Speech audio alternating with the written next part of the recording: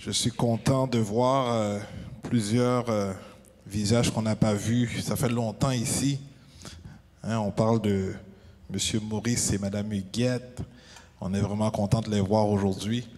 On veut également souligner, en fait, c'est quand il est venu ici, tout le monde, en fait, nous qui l'avons vu, on pensait que c'était un star. Hein, on veut souligner vraiment notre frère Manu pour son anniversaire aujourd'hui. On te dit vraiment joyeux anniversaire, que Dieu te bénisse. Ceux qui ne connaissent pas, est-ce que tu peux te mettre debout?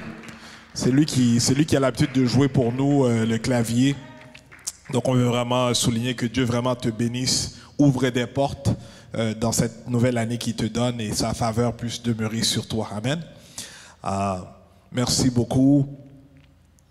Vous savez, on est dans cette série de messages qui, en fait, nous enseignent à connecter, à être enracinés en Dieu pour faire en sorte que l'être spirituel que nous sommes puisse maintenant être à l'évidence dans la vie de tous les jours. Vous savez, j'ai dit au début qu'il est important de dissocier l'être naturel et l'être spirituel.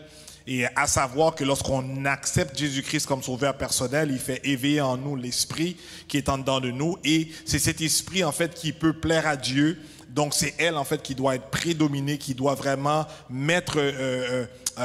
tenir, en fait, la chair en bride afin qu'elle puisse faire en sorte que nous puissions plaire à Dieu. Puisque la Bible dit que selon la chair, tout ce que nous faisons de manière naturelle ne peut en fait, ne peut plaire à Dieu. Ne peut plaire à Dieu. Et aujourd'hui, j'aimerais parler de 2 points. Je vais voir si le temps va me le permettre. C'est vraiment, premièrement, c'est des étapes. C'est quoi les étapes préliminaires du développement de l'homme spirituel? Et la deuxième partie, c'est vraiment les différentes façons que nous sommes appelés à vivre notre vie spirituelle. C'est ce que j'aimerais débattre dans les minutes qui suivent. On va débuter. Il y a 2 semaines de cela, on avait fait de quoi? J'ai trouvé ça très intéressant au niveau de petits quiz pour voir si vraiment on se rappelle un peu de ce qu'on enseigne ici. Vous savez, au début de l'année, on avait dit le terme, c'est vraiment rafraîchissement. Et on a dit que rafraîchissement, c'est vraiment une action de remettre quelque chose. Et j'aimerais, je ne sais pas s'ils ont eu le temps de l'afficher, on va vraiment voir si on a bien compris. C'est vraiment de remettre si on dit par la suite, en état. C'est vraiment c'est une action de remettre quelque chose en bon état. C'est ce que le Saint-Esprit fait en dedans de nous, et fait en sorte que nous devenons propres et en bon état pour pouvoir fonctionner sur la terre. Vous savez, j'avais dit deuxièmement que le plan de Dieu pour tout être humain après sa naissance, c'est qu'il...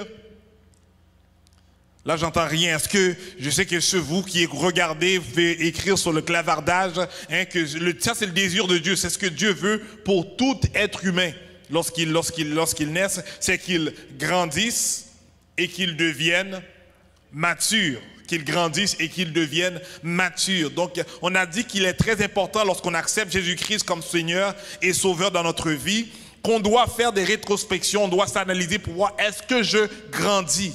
Est-ce que je grandis? Est-ce que je suis dans la même étape ou bien est-ce que j'apprends des choses? Et en l'apprenant, la Bible nous fait comprendre qu'on ne doit pas être, lorsqu'on lit le livre de Jacques, on ne doit pas être des gens qui seulement écoutent la parole de Dieu, mais nous devons être des gens qui le mettent en pratique, qui le mettent en pratique. On a parlé également de 3 choses que nous pouvons faire pour rechercher Dieu. On avait dit, c'est apprendre sa volonté. On a dit lui obéir et également avoir confiance en ses promesses. Donc, c'est vraiment apprendre la parole de Dieu. Et lorsqu'on apprend la parole, on peut la mettre en pratique. Donc, on peut obéir à ce qu'on a lu, à ce qu'on a entendu. Et par la suite, on fait confiance dans ce qu'on a entendu ou ce qu'on a lu, qui fait en sorte qu'on puisse mettre notre foi dans les promesses de Dieu. Et on a débattu dans les 2 dernières semaines vraiment au niveau de la transformation. Ce qu'elle fait, c'est vraiment faire en sorte qu'on puisse passer à la vie de la chair à celle de l'esprit. On a dit également, c'est de passer à l'étape de l'homme d'enfance à celle en fait d'homme mature. On a dit, c'est vraiment faire en sorte qu'on puisse tendre vers la perfection. Et dernier point qu'on a débattu la semaine passée, c'est vraiment se détacher des choses terrestres pour s'attacher aux choses célestes. S'attacher aux choses célestes. Donc, Père, je prie dans le nom de Jésus, pendant que nous allons aborder en fait ces 2 points au niveau des étapes préliminaires au développement de l'homme spirituel et celle qui nous apprend comment vivre selon cet homme spirituel. Père, je prie, Papa, que ton esprit puisse être en action et qu'il puisse nous enseigner, nous révéler des choses, Père. Père, nous prions dans le nom de Jésus que nous puissions marcher au travers de ta révélation et que nous puissions, Papa, être des exemples de qui tu es, afin que ta gloire puisse se manifester et que ta gloire puisse, Papa, au de ton foi saint, éclater au de ton foi saint de lumière et que les gens puissent voir qui tu es et comment que tu es bon. Dans le nom de Jésus, je prie. Amen. Donc, quelles sont en fait les étapes préliminaires? Quelles sont les étapes préliminaires au développement spirituel? Je vais en parler à peu près de 3 points. C'est vraiment, premièrement, l'abandon. Et deuxièmement, on a la séparation. Et troisièmement, on a la transformation. Donc, on parle de l'abandon, la séparation et la transformation. Donc, quand on parle de l'abandon, premièrement, ça consiste à offrir notre corps à Dieu de façon résolue, de façon vraiment, on est conscient, on est déterminé, on est concentré vraiment à faire, à donner, à remettre notre vie à Dieu et de la consacrer à son service, de donner à Dieu, en fait, notre vie à son service. On peut lire dans le livre de Romains 6, le verset 13, ça dit « Ne livrez pas vos membres au péché, ne livrez pas vos membres au péché comme des instruments d'iniquité, comme des instruments d'injustice, etc. Mais donnez-vous vous-même à Dieu. » Donc on doit être conscient de ce que nous faisons, on doit être déterminé de ce que nous voulons, on doit savoir ce que nous faisons. Donc nous devons prendre cette décision personnelle, donc de donner notre vie à Dieu par nous-mêmes. Les autres ne peuvent pas nous emmener peuvent pas nous emmener ou bien nous forcer à croire en Dieu. On doit décider de par nous-mêmes, de par notre propre intellect, de dire que nous allons accepter Jésus-Christ, nous donnons notre vie à Dieu comme étant vivants de mort que vous étiez, vivant de mort que vous étiez. Des fois, on va dire, mais qu'est-ce que cela veut dire par rapport à la Bible? Va nous faire comprendre lorsque nous étions dans l'état de péché, donc on était dans un état de mort, et lorsqu'on accepte Jésus-Christ comme Seigneur et Sauveur dans notre vie, donc la vie, cette vie éternelle vient en dedans de nous, donc c'est dans ce contexte-là. Et offrir à Dieu vos membres comme des instruments de justice. Donc, on doit savoir qu'on doit apprendre à vraiment s'abandonner à Dieu, à livrer notre corps et dire, Seigneur, je veux désormais non vivre de part comme que moi je pensais vivre, comme que moi je voulais vivre, mais je veux t'offrir non seulement mon corps, mon âme, mon être entier, afin que tu puisses maintenant m'utiliser, tu puisses me servir, tu puisses faire de moi qui tu veux, qu'est-ce que tu voudrais que je puisse faire. On doit être en mesure de vraiment offrir notre corps à Dieu lorsqu'on l'accepte et également de le consacrer pour dire, Seigneur, j'aimerais que tu puisses m'utiliser. Donc lorsqu'on donne notre vie au Seigneur et maintenant qu'on vide par notre être spirituel, on doit se laisser mener par le Saint-Esprit de Dieu, mais avoir un désir et une volonté propre de dire, Seigneur, je veux que tu puisses maintenant mener mes pas, que tu puisses maintenant m'emmener du point A au point B, au point Z, etc. On doit constamment être en relation avec lui, en communication avec Dieu pour dire, Seigneur, aide-moi à marcher, ou bien où est-ce que tu veux que j'aille, qu'est-ce que tu veux que je fasse, comment veux-tu que j'agisse, etc., etc., afin que nous puissions travailler vraiment en collaboration avec l'Esprit de Dieu. Et l'Esprit de Dieu est un gentleman, il ne va pas venir et faire de toi ce que toi tu ne veux pas que tu voudrais toi-même faire. Il désire que tu puisses maintenant prendre cette décision de par toi-même et dire, je veux servir mon Dieu, je veux m'abandonner à lui et le laisser me diriger comme bon le semble. Lorsqu'on parle de séparation, on parle également, lorsqu'on parle d'abandon, on parle de séparation.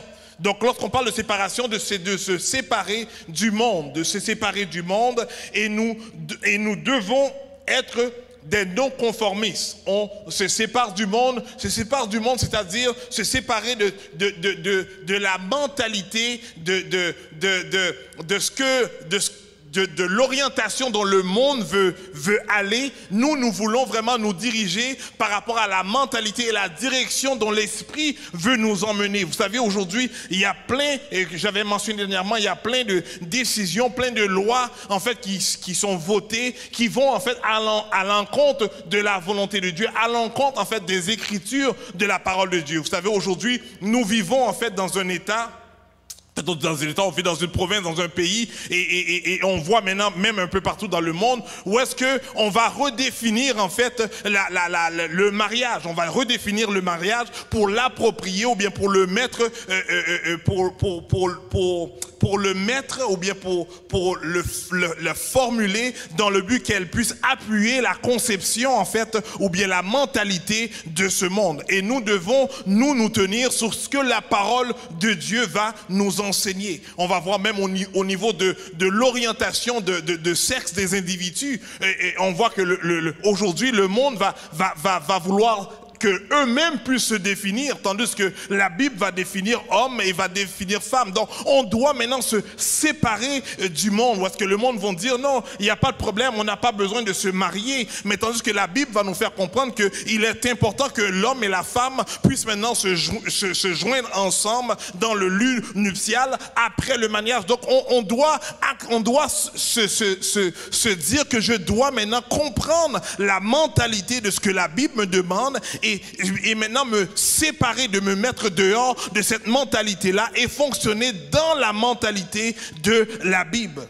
On doit être en fait des non-conformistes parce qu'on veut qu'on se conforme au siècle présent. Et la Bible va nous faire comprendre qu'on ne doit pas se conformer au siècle présent. Donc on doit être en mesure de prendre position, pas sur ma propre conviction, pas sur ma propre mentalité, mais sur la conviction de ce que la parole de Dieu me dit. Et dit, moi, je décide délibérément de suivre ce que la parole de Dieu me demande. Vous savez, dans le livre de 1 Pierre 1, verset 14, il nous dit, comme des enfants obéissants, ne vous conformez pas aux convoitises que vous aviez autrefois quand vous étiez dans l'ignorance. Très important de comprendre, c'est pour ça qu'on doit s'adonner à lire, à étudier, à se laisser enseigner au niveau de la parole de Dieu, parce que c'est elle qui va maintenant nous éclairer dans les endroits où est-ce que nous étions ignorants, où est-ce que nous ne connaissions pas, où est-ce que nous ne savions pas, et ça va faire en sorte que dorénavant, je vais fonctionner de par ce que je compris, de par ce que l'Esprit de Dieu m'a convaincu, et maintenant je vais mettre de côté, je vais changer des habitudes, je vais commencer en fait à prendre une décision pour changer une habitude, dans le but maintenant de plaire à Dieu.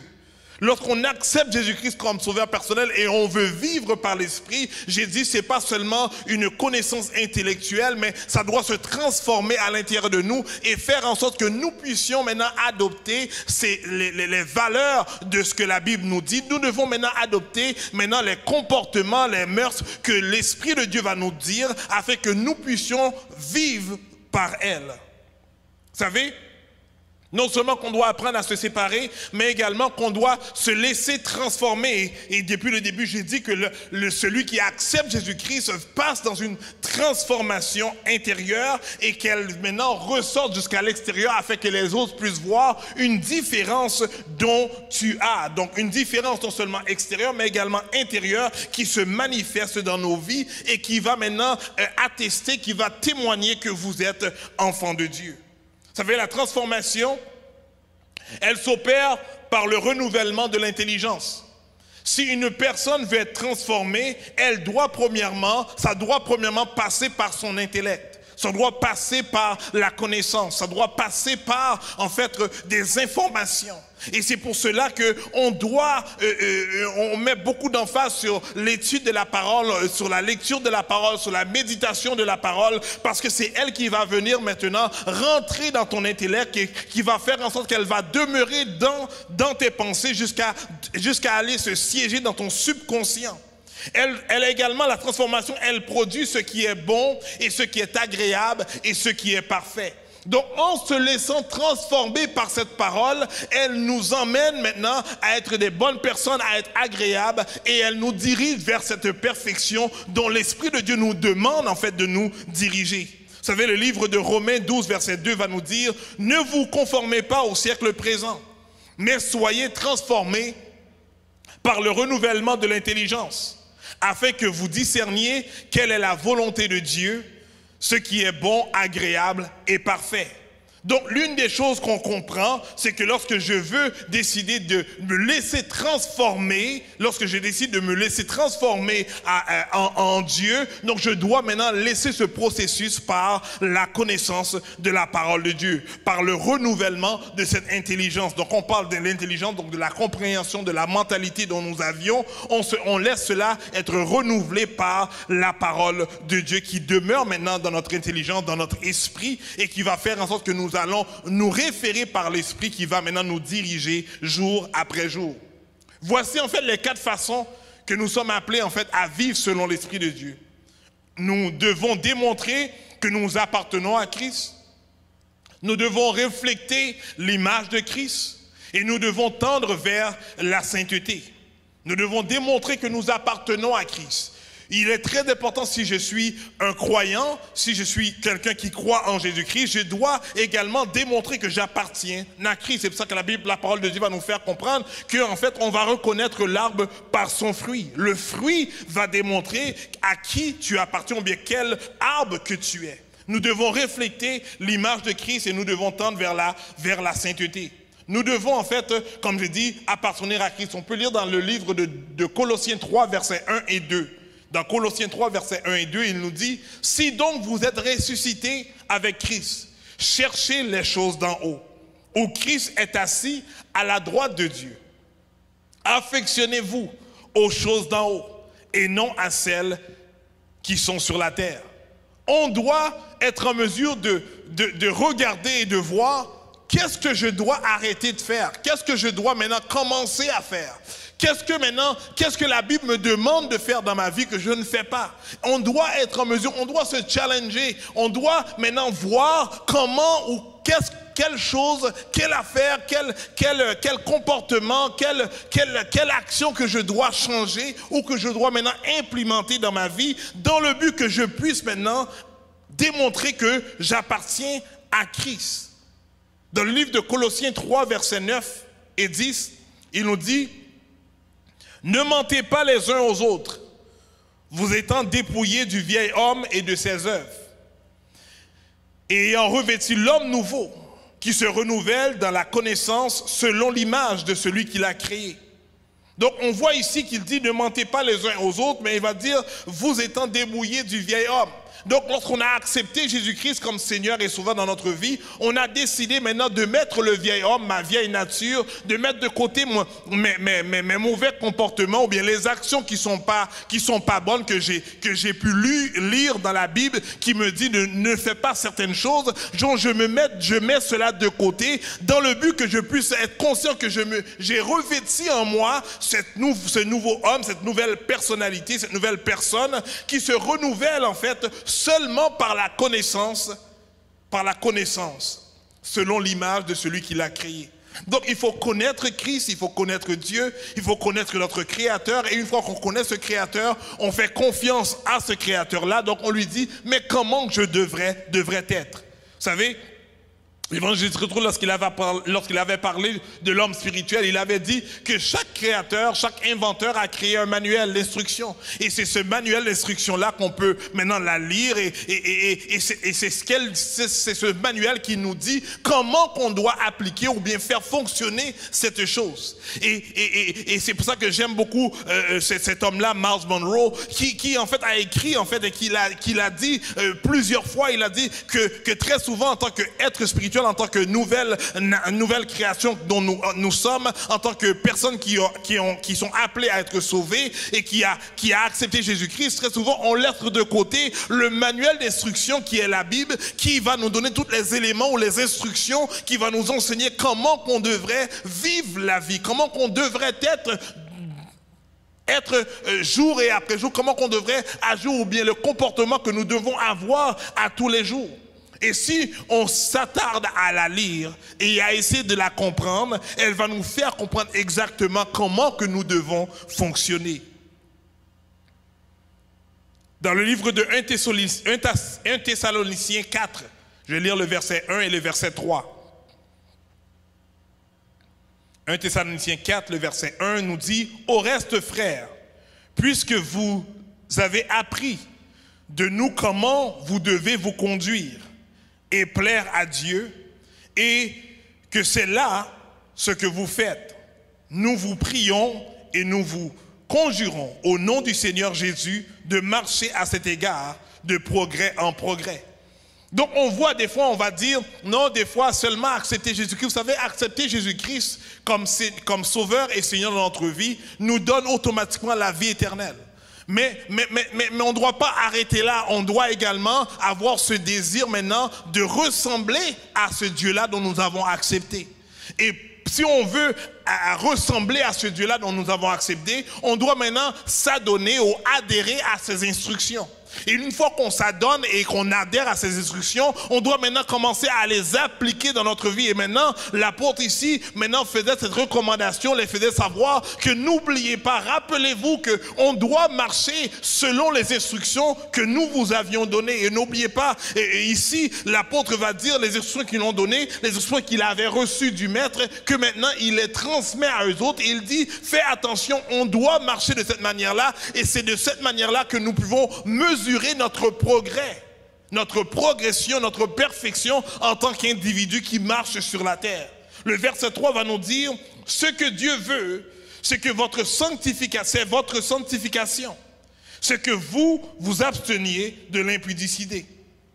Donc on comprend que lorsque non seulement il y a des choses que je dois faire, des choses que je ne dois pas faire, on comprend qu'il y a des choses qui sont bonnes, des choses qui ne sont pas bonnes, on comprend qu'il y a des choses qui sont vraies, des choses qui sont fausses, mais Dieu va nous faire comprendre que ce qu'il désire, c'est notre sanctification, c'est le fait qu'on décide de se mettre à part, le fait qu'on décide consciemment de dire je ne vais plus faire cette chose-là parce que je lis et j'ai cette conviction que l'Esprit de Dieu me dit qu'elle n'est pas bonne pour moi, donc je choisis de ne plus faire ça. Donc c'est ça qui veut dire cette vie de sanctification. Je choisis maintenant de ne plus adhérer, de ne plus pratiquer le mal, mais de commencer à faire le bien, de pratiquer le bien. Et c'est comme ça qu'on choisit maintenant de vivre cette vie de sanctification et comme ça qu'on puisse plaire à Dieu. Il va dire qu'on doit s'abstenir de l'impudicité, de tout ce qui n'est pas bon, tout ce qui est faux, tout ce qui est injuste, tout ce qui est déloyal. On doit s'abstenir de cela et on doit maintenant commencer à appliquer plutôt ce qui est bon lorsque nous l'avons lu dans le livre de Galates et qu'on parlait du fruit de l'esprit. On doit l'appliquer maintenant dans notre vie. On doit rechercher à dire est-ce que je fais cela? Vous savez, il y a des gens qui le font. Moi, je l'ai jamais fait. Par contre, il y a des choses spécifiques que j'ai pris note, que j'ai dit j'aimerais appliquer. Mais il y a des personnes qui vont prendre maintenant cette liste et qui vont l'écrire et qui vont la lire à chaque jour pour maintenant s'assurer qu'elle puisse appliquer ce que Dieu veut. Vous savez, des fois, si vous ne savez pas, ou bien si vous avez peut-être des fois tendance à oublier, et vous pouvez l'écrire, vous pouvez prendre note, et vous pouvez la relire à chaque matin pour vous assurer que j'applique, que je fais ce qui est bon et agréable dans les yeux de Dieu. Parce qu'on doit rechercher cette sanctification-là. Si on doit la rechercher, c'est parce qu'en fait, on pouvait la chercher, c'est parce peut-être, donc on pouvait la chercher, mais ici, il va dire recherche cette sanctification-là. Donc, on doit constamment être en quête à voir comment que je puisse changer ma vie et maintenant d'appliquer des choses qui sont bonnes aux yeux de Dieu. Aujourd'hui, j'aimerais vous encourager en tant qu'homme, en tant que femme, en tant qu'enfant. J'aimerais vous encourager en tant qu'être humain. J'aimerais vous encourager en tant que personne qui vit tous les jours sur cette terre, dans votre communauté, dans votre travail, dans votre école. Vraiment à rechercher à faire ce qui est bon, ce qui est bien, ce qui est loyal, ce qui est juste. Parce que c'est ce que Dieu demande. Qu'on puisse se mettre à part et que les gens puissent nous voir et maintenant dire que oh, je vois en lui une bonne personne, je vois en elle une personne juste, une personne loyale, une personne intègre. On doit maintenant faire en sorte que les autres puissent voir cela, pas parce que nous voulons en fait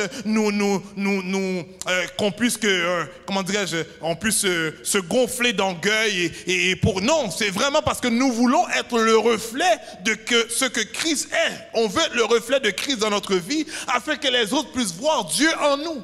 Et la Bible nous fait savoir que les autres vont être en mesure de voir Dieu en toi, c'est lorsque tu es en mesure de refléter qui est ton Dieu. Et aujourd'hui, je vous encourage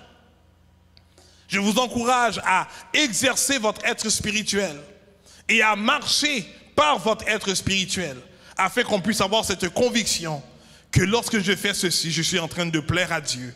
Et du fait que je plais à Dieu, je suis en train maintenant de refléter l'image de Christ. Et le fait que je reflète l'image de Christ, je suis en train maintenant d'être ce bon témoin qui va témoigner qui est Christ dans mon comportement. Et que les gens maintenant puissent voir et déceler que Christ est en moi. Et de cette manière-là, ils vont avoir ce désir maintenant de vouloir ressembler à Christ. Vous savez, des fois, on peut être découragé, des fois on peut vraiment vouloir abandonner, mais à cause qu'on croit en ce Dieu qui peut faire toutes choses. Donc notre mentalité change et on est en mesure maintenant de nous ressortir ou bien de nous élever dans la bassesse, mais dans cette difficulté que nous sommes et avoir cette tête haute parce que nous mettons notre confiance dans les promesses de Dieu. Et les gens qui sont autour de nous, qui sont peut-être au courant de la situation dans laquelle nous traversons, vont dire, mais wow, je ne comprends pas comment se fait-il que tu es toujours content de mettre la tête haute, parce que si j'étais dans ta situation, moi, je serais peut-être dans une situation dépressive ou etc. Mais c'est alors que tu as cette opportunité de partager pour dire, mais ça se pourrait que j'aurais pu être là, mais c'est parce que j'ai choisi de me tenir sur la parole de Dieu. J'ai choisi de me tenir sur les promesses de Dieu qui me fait savoir que mon Dieu est en mesure de faire toutes choses. Et c'est pour cela que j'ai ce sourire à mes lèvres. C'est pour ça que je suis content que je peux continuer à vivre, continuer à avancer, parce que je sais en qui j'ai cru. Et on a cette opportunité-là maintenant de partager l'évangile, parce que les gens vont essayer de comprendre comment se fait-il, vont se poser des questions. Et c'est alors que vous avez ce privilège de partager cet évangile de manière verbale, parce qu'au préalable, vous l'avez démontré de manière maintenant par rapport au physique, par rapport à la vue. Je vous encourage, en tant que croyant, en tant que vous, qui avez accepté Jésus-Christ comme Seigneur et Sauveur dans votre vie, à avoir cette décision, à prendre en fait cette décision que je veux servir Dieu. Je veux servir Dieu, je veux rechercher à savoir comment qu'il désire que je le sers. Comment qu'il veut que je puisse mener ma vie à tous les jours. Parce que nous avons cette responsabilité de faire dégager, de faire ressortir Dieu qui est en dedans de toi. Et la manière que tu peux le faire sans même dire un mot, c'est pas ton comportement, c'est pas comment tu fonctionnes, comment tu agis, comment tu réagis face à des circonstances. Tu es en train maintenant de promouvoir cet évangile, autre que de parler. Et si tu as cette opportunité-là également de parler, tu peux parler, tu peux partager par rapport à la manière dont tu es. Donc tu es en train de ressortir verbalement les actions, comment que les gens te voient, maintenant tu le dégages. Je veux vous encourager à être des croyants qui écoute la parole de Dieu, mais qui ne reste pas là, mais qui décide également d'agir avec cette parole qu'ils ont entendue. Et cela va faire en sorte qu'on va faire ressortir qui est Christ. Et la parole de Dieu va nous faire savoir que c'est la manière dont nous pouvons démontrer à Dieu que nous l'aimons. Il dit, si tu m'aimes, applique mes commandements. N'oubliez pas qu'on a dit ici que l'Église, nous donnons la capacité à tout le monde d'aimer, de connecter et de servir. On ne peut pas arriver à connecter à un Dieu que nous n'aimons pas. De même manière qu'on ne peut pas connecter avec un individu qu'on ne connaît pas, qu'on ne prend pas du temps à parler. Donc on veut vraiment que chaque personne ici puisse arriver à aimer Dieu, pour connecter Dieu et pour maintenant servir Dieu. Mais on doit commencer à l'aimer. Pour l'aimer, on doit commencer à tisser une relation avec lui. Dans l'étude, dans le temps de méditation. On doit connecter avec lui dans ce moment d'intimité. Et par la suite, on doit commencer à le servir parce que nous avons avoir ce désir de le plaire dans la vie de tous les jours. Je vais vous encourager à être une bonne personne. Une personne qui aime Dieu. Une personne qui se connecte à Dieu. Et une personne qui sert Dieu. Passez un excellent dimanche. Que Dieu vous bénisse abondamment. Et que ce message puisse demeurer dans votre subconscient et que l'Esprit de Dieu puisse la faire travailler afin que nous puissions prendre une décision de ne pas tout le temps être qui nous sommes aujourd'hui, mais de voir qu'est-ce que je peux changer, amenant à rechercher cette vie de sanctification pour plaire à Dieu. Père, je te dis merci une fois de plus pour ta parole. Aide-nous, Père, au Dieu ton foi saint, à changer, à te ressembler plus chaque jour. Père, aide-nous, Papa, que cette transformation que tu veux faire de par la connaissance, de par l'intelligence, Père, de par la formation de ta parole, puisse, Papa, de ton foi saint, prendre place et elle puisse, Papa, nous changer afin que nous puissions te ressembler. Père, on puisse être le reflet de qui tu es. Père, je prie dans le nom de Jésus-Christ, Papa, pour nous qui avons, Papa, des difficultés, qui avons, Papa, des défis. Oh Père, il n'y a rien que tu ne peux faire. Agis et prends place. Et change, Papa, qu'est-ce qui doit être changé, Père. Transforme, qu'est-ce qui doit être transformé, Père. Modifie, Père, parce qu'il doit être modifié, Papa. Et dirige-nous, Papa, dans ta volonté. Car nous voulons te plaire. Nous voulons, Papa, te montrer que nous t'aimons. En appliquant ta parole à chaque jour avec les gens que nous côtoyons. Et que les gens puissent témoigner et déclarer que tu es Dieu. Papa, je te prie, c'est dans le précieux nom de Jésus. À toi revient toute la gloire et l'honneur dans tous les siècles. Amen. Passez un excellent dimanche, une excellente semaine également. Que Dieu puisse vous fortifier, que Dieu puisse vous donner la force à passer au travers la semaine et vous rappeler qu'il est votre Dieu et qu'il est celui qui va prendre soin de vous et qu'il ne vous délaissera pas. Dans le nom de Jésus, partez en paix et que Dieu vous bénisse abondamment.